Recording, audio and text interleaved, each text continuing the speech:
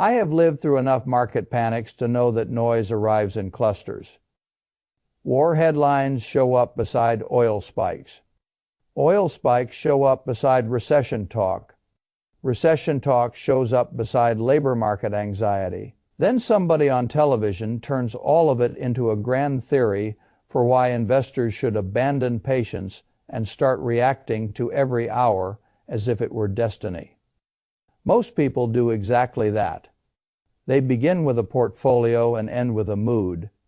They start with ownership and drift into commentary. They tell themselves they are being informed, but what they are really doing is renting their convictions to the loudest voice of the day. That is never how I built wealth. I did not build it by predicting every quarter, point move in rates. I did not build it by trying to guess whether the market would rally this month and decline 3 months later. I did not build it by asking whether a television segment sounded confident enough to deserve my money. I built it by learning to separate what changes the value of a business from what merely changes the temperature of the room. That sounds simple until the room gets hot. When the headlines are quiet, nearly everyone says they are long-term investors. When war breaks out, when oil jumps, when a politician says technology is about to wipe out half the workforce, when analysts talk about bear markets, suddenly the same people begin to behave as if ownership in a business is a 30-minute trade. That is how good assets fall into weak hands. And that is how weak hands create opportunities for people willing to remain clear-headed. The market does not offer bargains because it is generous. It offers bargains because crowds are emotional. They do not merely misprice bad companies. They also misprice very good companies whenever fear becomes broad enough that investors stop asking what a business will earn over 5 or 10 years and start asking how frightening tomorrow morning might feel. That is the frame I use when I look at periods like this one. I do not begin with the question, what is the market about to do next week? I begin with a better question. What is being sold because people are uncomfortable, not because the business has permanently weakened? That question is worth a fortune over a lifetime. Right now, when I look across the market, I see a familiar pattern, a group of high-quality businesses with strong positions, durable demand, pricing power, switching costs, brands, networks, or embedded systems have been dragged lower together. Some are down because they were expensive and then became less expensive. Some are down because investors suddenly decided every software company will be destroyed by artificial intelligence. Some are down because capital spending scares people. Some are down because higher oil supposedly changes the future of every cash, generating business on Earth. Some are down because investors have started treating temporary uncertainty as if it were permanent impairment. Those are not the same thing. A valuation reset is not the same as a broken business.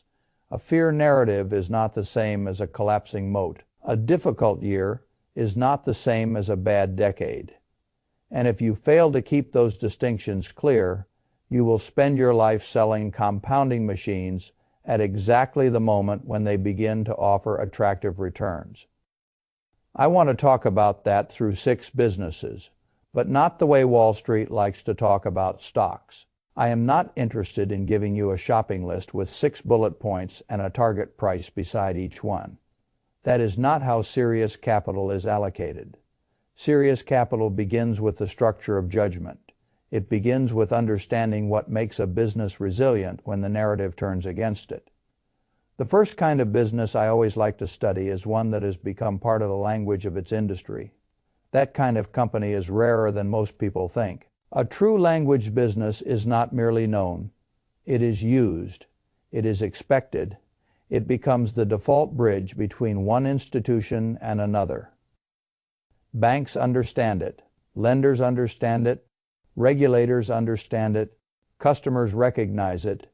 Decision-making systems are built around it. The market may complain about price. Competitors may promise a cheaper alternative. But the incumbent keeps an enormous advantage because the industry is already organized around its standard. That is why I understand the appeal of a business like FICO. When people discuss creditworthiness, they do not speak in abstractions. They speak in a score the whole system already recognizes that matters. It matters more than people appreciate when they get excited about disruption. A technically capable rival is not enough. A free alternative is not enough. Even an arguably better model is not enough by itself. To unseat a language, you have to replace the habits, incentives, workflows, trust structures, and mutual expectations built on top of it. That is a very high bar. Now, can a company like that still go down? Of course it can. It can become too expensive. It can guide more conservatively for a period. Investors can start worrying about a rival score backed by large bureaus. The market can suddenly decide that every highly rated, high-margin software adjacent business deserves a lower multiple. All of that can happen at once. But none of those things automatically erase the core logic of the business. If the system still speaks your language, if lenders still use your standard, if the installed position is deep and the replacement friction is real, then time is still on your side. Maybe not every quarter, maybe not every month, but over a long stretch, the economics of being the accepted standard in a system usually remain very powerful. I have made a great deal of money owning businesses whose main advantage was not glamour, but entrenchment. Entrenchment does not produce exciting headlines. It produces durable returns. The second kind of business I admire is one that reaches scale in a market that used to look messy and unprofitable, then suddenly reveals operating leverage most of the crowd did not think was possible. A lot of investors love these businesses at $100 a share and distrust them at $75, even though the lower price often comes after the economics have improved. That is not rational. It is emotional. Uber is a good illustration of this habit. For years, many people looked at that business and saw only competition, regulation, driver questions, and the possibility that new transportation technology would make the whole thing obsolete. What they missed was that businesses of this kind can improve dramatically once the network thickens, once the data set grows, once routing improves, once density improves, once the customer habit becomes routine, and once management gains the confidence to run the platform for efficiency rather than for narrative. At that point, a business people once treated like a perpetual experiment begins behaving like an infrastructure layer. That is a very different proposition. Now, the market wants to ask whether robotaxis will destroy the company. It wants to ask whether artificial intelligence changes the economics. It wants to ask whether the stock deserves to trade lower because it once traded higher. Those questions can all move price. But the real question is simpler. Has the platform become more useful, more habitual, more cash generative, and more capable of converting scale into free cash flow? If the answer is yes, then a lower stock price can be a gift instead of a warning. People sometimes think I prefer old businesses because they are easier to understand. What I really prefer are businesses where customer behavior becomes routine and economic leverage emerges from repetition. Some old businesses have that. Some newer platform businesses have it too. The age of the company is less important than the inevitability of the habit. The third kind of business worth studying is one the market decides to punish for a threat it cannot yet properly measure. Artificial intelligence is now performing this role across the market. Every week, someone appears to declare that AI will disintermediate this company, commoditize that product, flatten this moat, and erase that margin. The easiest mistake in markets is to confuse possibility with probability and probability with imminence. A company like Intuit sits directly inside that debate. I understand the fear. If an investor believes that every consumer will soon hand a pile of tax documents to a chatbot and get a perfect answer for free, Then a tax software franchise can look fragile. If an investor thinks every workflow product will be reduced to a generic assistant, then high-quality software can start to look over-earning. But when I evaluate that fear, I ask a different question. What does the customer actually want? Most people do not want a thrilling interaction with cutting-edge intelligence when they file taxes. They want certainty. They want convenience. They want a process with guardrails. They want a system that incorporates the rules, handles the documents, carries the workflow, and reduces the chance of error. They would rather click through a familiar environment they trust than improvise their way through a high-stakes process with ambiguous responsibility. That matters. Technology does not only destroy interfaces, sometimes it strengthens the incumbent interface by making it more useful. If artificial intelligence helps a trusted software company become faster, more personalized, more accurate, and more embedded, then the company is not necessarily the victim of the technology. It can be the beneficiary of it. The market rarely grants that possibility in the early stages of a scare. It prefers a clean story. AI wins. Incumbents lose. Multiples compress. End of conversation. That is precisely when patient investors need to slow down. I have seen many fashionable threats over the decades. Retail would disappear. Newspapers would disappear. Television would disappear. Branded products would disappear. Insurance would disappear. Banking would disappear. Human beings have a strong appetite for total explanations. They like stories in which one new force wipes away every old advantage. Reality is usually more selective. A weak business under pressure can be destroyed. A strong business can adapt. A great business can use the new tool to reinforce its position. That is why I care so much about the prior strength of the economic engine.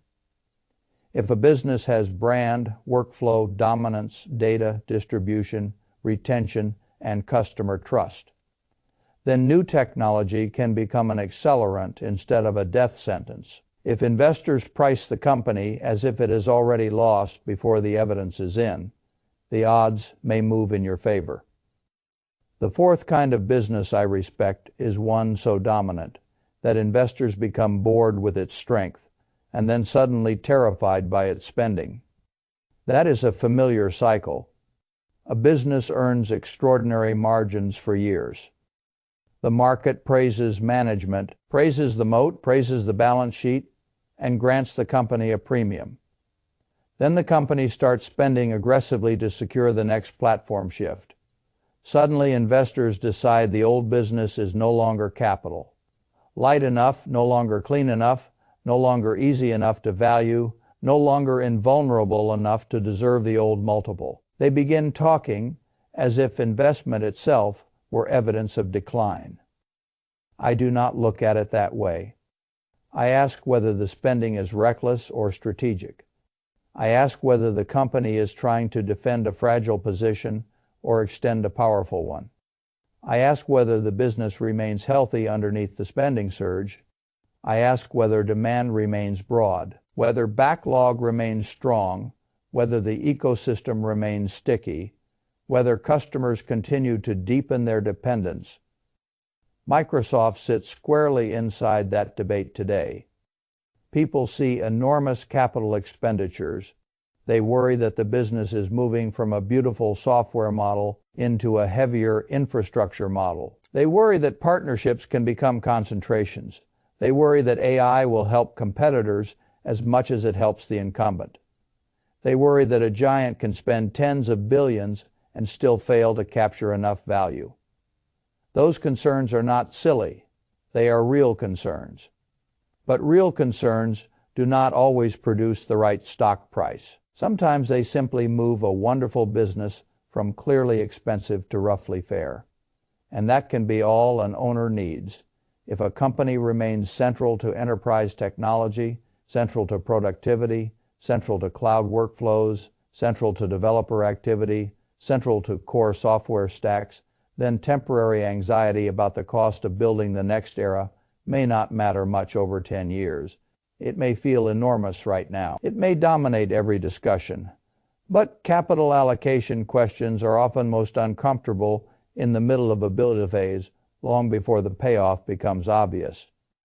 I have owned businesses through periods when management looked foolish because they were spending against a future the market had not yet blessed. Then the future arrived, and the same people were suddenly called visionaries. The market likes evidence after the fact. Investors get paid for underwriting it before the fact, provided the underlying business quality is high enough. The fifth type of company I like is one whose economics are real, whose assets matter, and whose short-term stock behavior is dominated by macro interpretation. These businesses often suffer because the market insists on treating every move in rates, commodities, or geopolitics as a final verdict. Brookfield is a useful example. This is not the kind of company people value with a casual glance at ordinary earnings. It is a more layered business. You have capital allocation, asset development, operating businesses, real assets, alternative structures, and long-duration decisions. That complexity alone can create opportunity, because most investors have limited patience for complexity when markets become volatile. They prefer simple stories. Oil up, rates stay high, Brookfield bad. That is the kind of shortcut the market loves. But a shortcut is not analysis. Yes, if investors believe inflation stays hotter for longer, if rates stay higher for longer, if financing conditions remain tighter, then a company linked to capital, heavy assets may become less fashionable. But fashion and value are not the same thing. If the franchise is strong, if management allocates capital intelligently, if the asset base remains attractive, and if cycles eventually turn, then the periods when macro fear pushes the stock down may be the very periods that set up superior returns.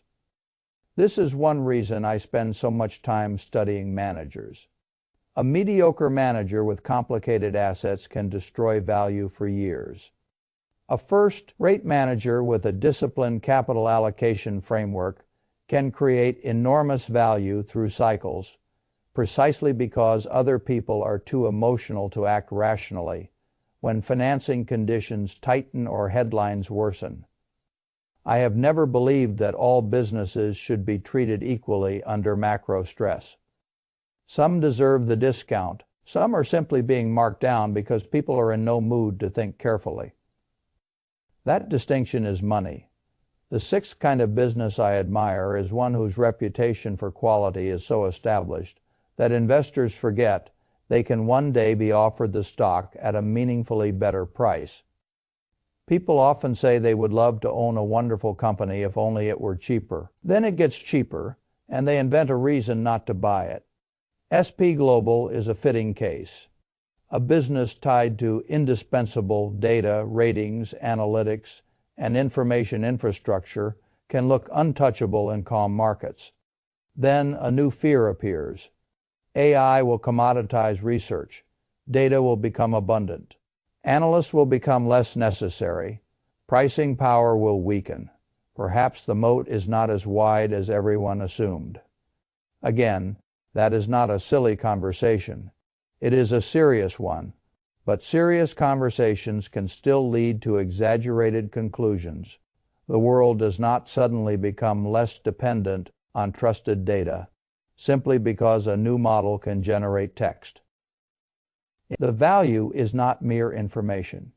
It is standardized, reliable, integrated, decision, useful information with institutional acceptance.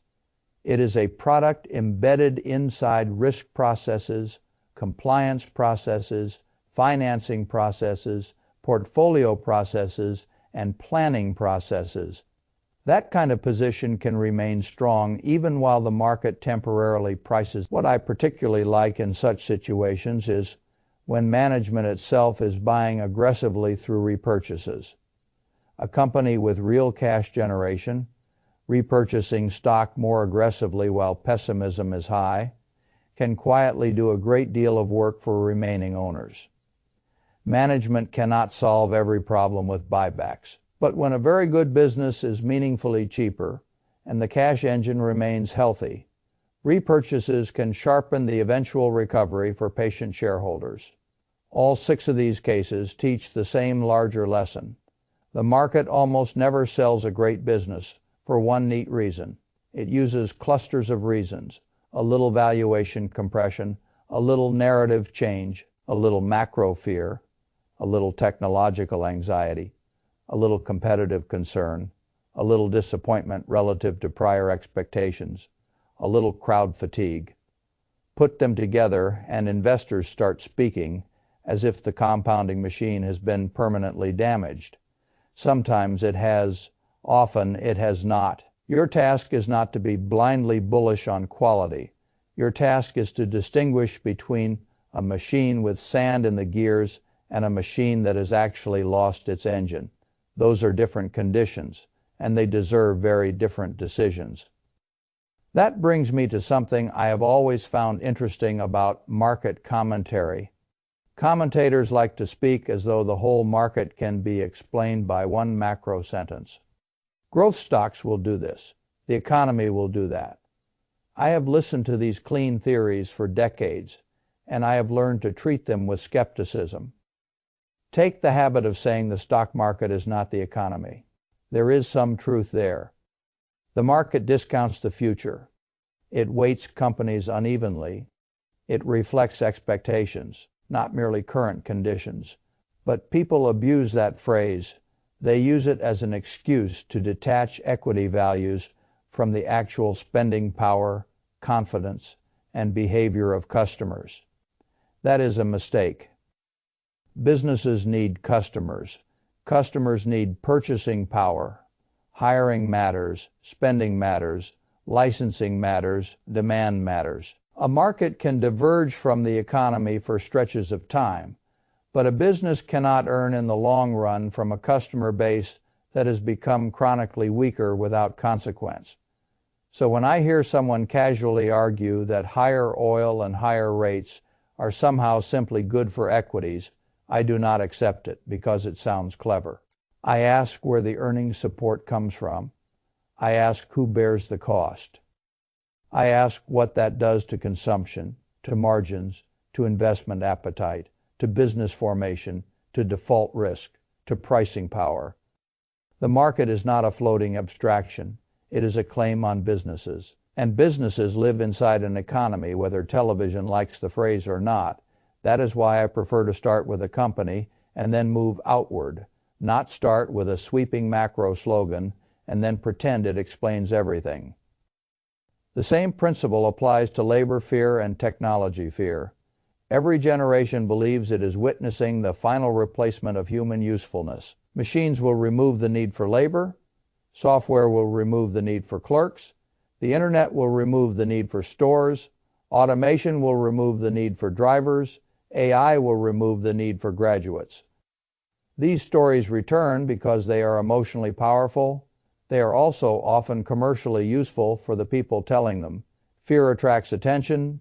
Attention attracts capital. Capital flatters the prophet. That does not make the prophecy true. When I hear a politician or a conference panel tell young people that the future is basically closed, that artificial intelligence is about to hollow out the labor market beyond recognition, I remember how many times society has mistaken reorganization for annihilation. That does not mean disruption is unreal. It means disruption is rarely one-directional. Some jobs become smaller, some tasks become easier, some companies overhire and then pause. Some industries stop recruiting for a season. At the same time, other sectors cannot find enough skilled people. New tools raise productivity. Higher productivity can raise returns on labor. Higher returns can support more hiring in adjacent areas, more new businesses, more experimentation, and more investment. The easiest thing in the world is to point to one painful data point and declare an era. The harder and more profitable thing is to insist on context. If recent graduates in certain fields are having a harder time, I want to know whether those fields overhired before. I want to know whether companies are retaining employees longer. I want to know whether demand has shifted rather than vanished. I want to know whether the scary conclusion is actually broader than the evidence. Markets do not reward drama. They reward discrimination. That word matters. Can you discriminate between a cyclical hiring slowdown and a permanent destruction of opportunity? Can you discriminate between an incumbent weakened by AI and an incumbent strengthened by AI? Can you discriminate between a stock down because it was overpriced and a stock down because the business has fundamentally worsened? Can you discriminate between a headline that changes mood and a development that changes intrinsic value? Most people cannot, at least not under pressure. So they do the next easiest thing. They outsource the job.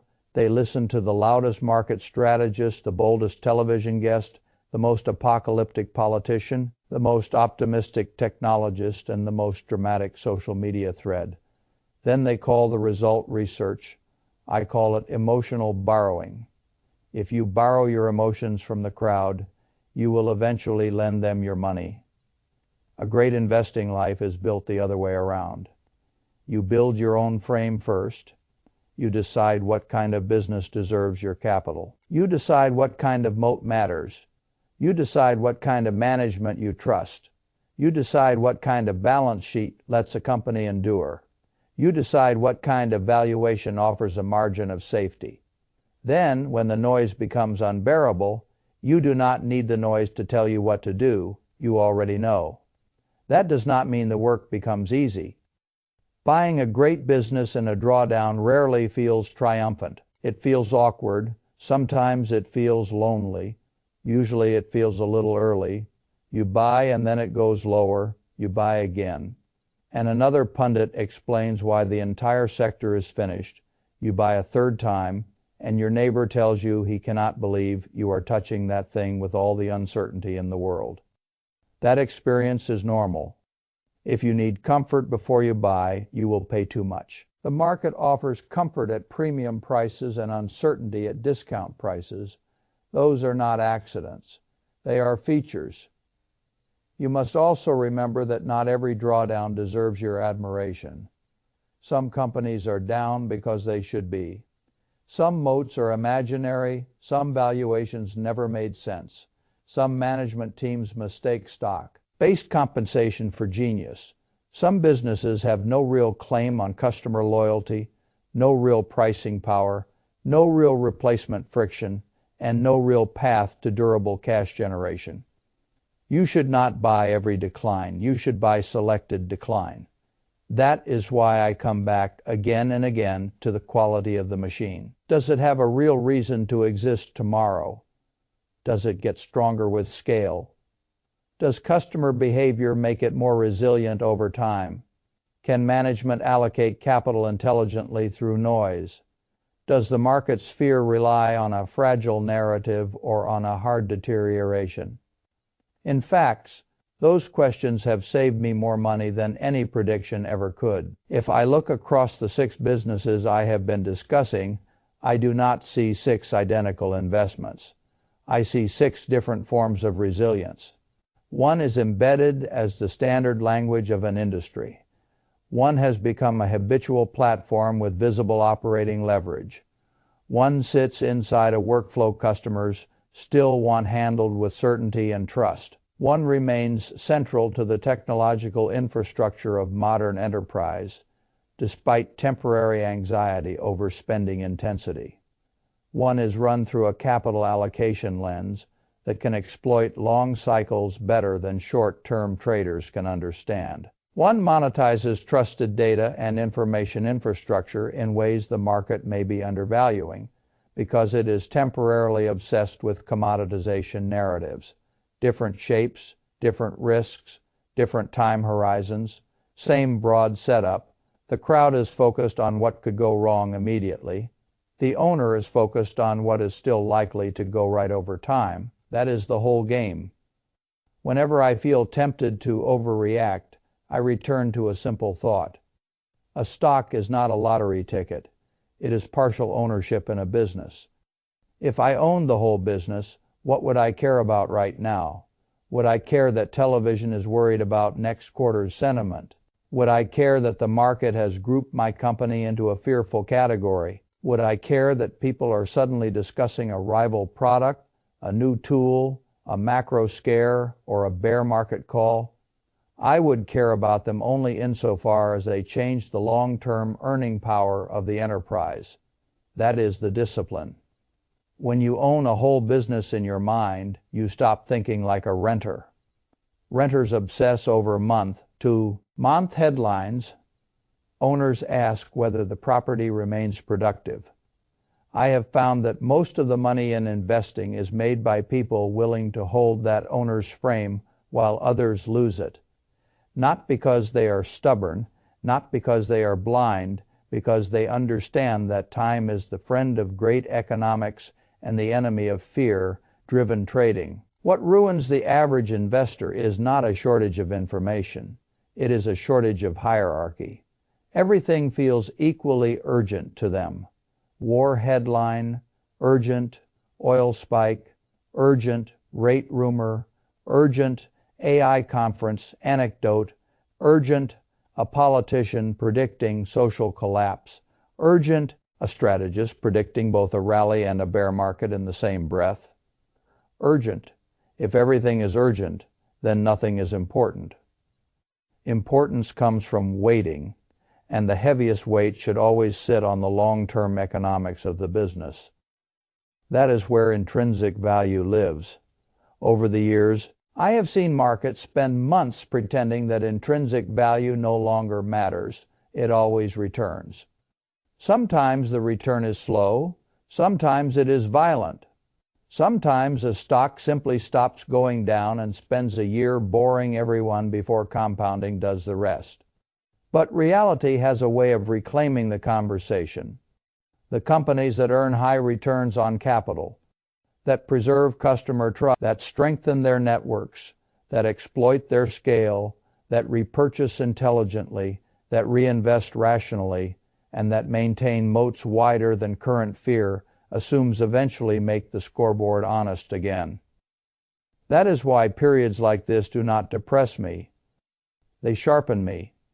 They remind me that the market still belongs to emotion in the short run, which means it can still belong to discipline in the long run.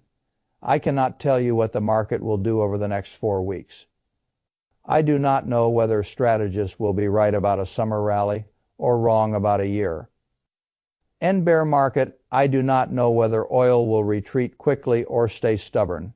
I do not know whether every AI forecast will come in too hot or not hot enough. I do not know what the next panel discussion will scream about. I know something more useful.